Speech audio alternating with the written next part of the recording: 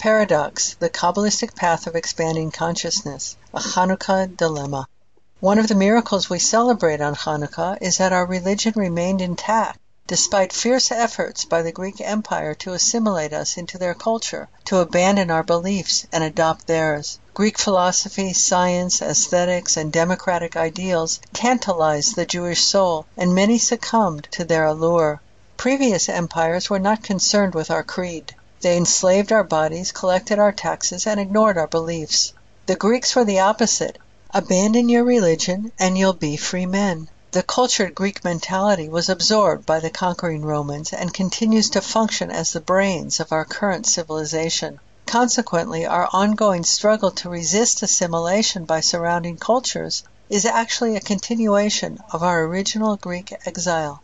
This is the problem for which the Dalai Lama sought rabbinic counsel: how to stem the tide of assimilation that threatens to destroy his exiled Tibetan people. The Jews have survived a millennia of exile. Homeless and dispersed for thousands of years, they have endured both as a nation and a faith community. The Dalai Lama asked the rabbis, "How can I preserve the integrity of my people through their dark night of exile?"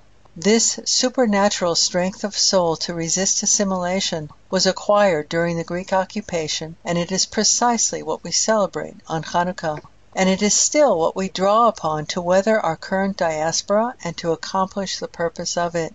For this, our final exile will not end until we complete the tasks that Hashem intended when He scattered us to the winds. The Talmud declares, "The Jewish people were not sent into exile except to gather converts." Yet this does not just refer to proselytes. Rather, it refers to all the sparks connected to the Jewish people that got separated from their root in the primordial shattering of vessels. In that chaotic era, worlds shattered, souls shattered, and also the Torah shattered. When the dust settled, slivers of the Torah's radiant truth were lost from Israel and dispersed among the nations. The secular wisdoms of the world are sparks of Torah. The Talmud asserts there is no truth except Torah, meaning that if something is true, it is, by definition, Torah.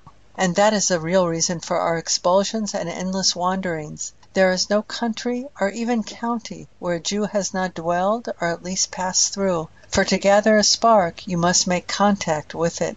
Exile forces us to interact with the nations, and in so doing we absorb their wisdom. And when we connect back to our root, which we eventually must, that wisdom also connects back to its root, via us, as a kind of human chain, and everything gets woven back into the whole. But the task is daunting and a bit schizophrenic.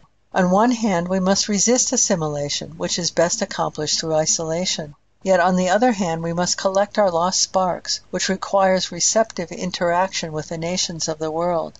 It's impossible to do both at the same time, isn't it? The voice of isolation asserts, our personalities are impressionable. Daily encounter with the cultural norms of a foreign land affects us in ways we can't even know, let alone prevent.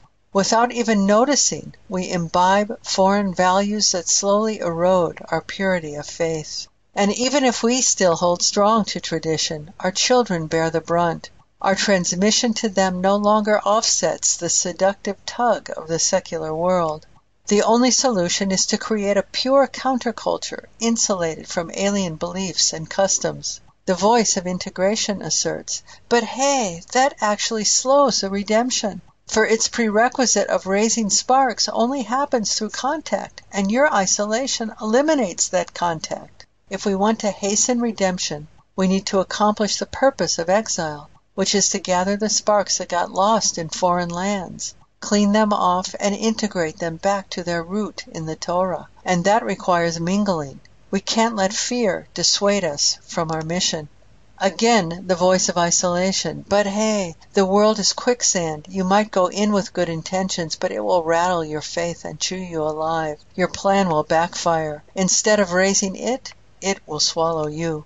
Back and forth, a battle of perspectives, mutually exclusive and yet both true. It should be clear, though, that as a people, we need both bases covered. And so while we adopt one or the other as our way of moving through the world, we need to know that our survival as a nation requires both. We need folks to hold down the fort and others to locate wayward sparks.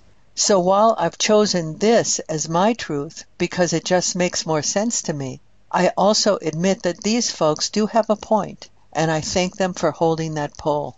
These and these are both serving the Jewish people. They are both promoting Jewish values, and they are both enabling the redemption, whether they realize it or not. And this paradoxical approach, where two contradictory positions are both true, was how the rabbis resisted the Greek occupation. For the Greeks idolized pure logic and could not tolerate the irrationality of paradox. Only one or the other of its assertions could be true, not both. Logic asserts that if A and B contradict each other, then they cannot both be true. This illogic is the work of fools. It lacks the beauty of Greek reason. Yet it was during the Greek occupation that the rabbis normalized a subversive notion called zugot, where two rabbis hold polar opposite positions and yet, insists the Talmud, both of their assertions are true. This embrace of paradox by the rabbis was a radical act of resistance toward the Greek worldview. The Maccabees battled physical assimilation, and the rabbis resisted the imposition of Greek thought forms, another force of assimilation. It's up to us to continue the struggle, resist the occupation, the narrow-minded thought forms that insist on either or, when these and these is the living truth. The CHANUkah battle continues today.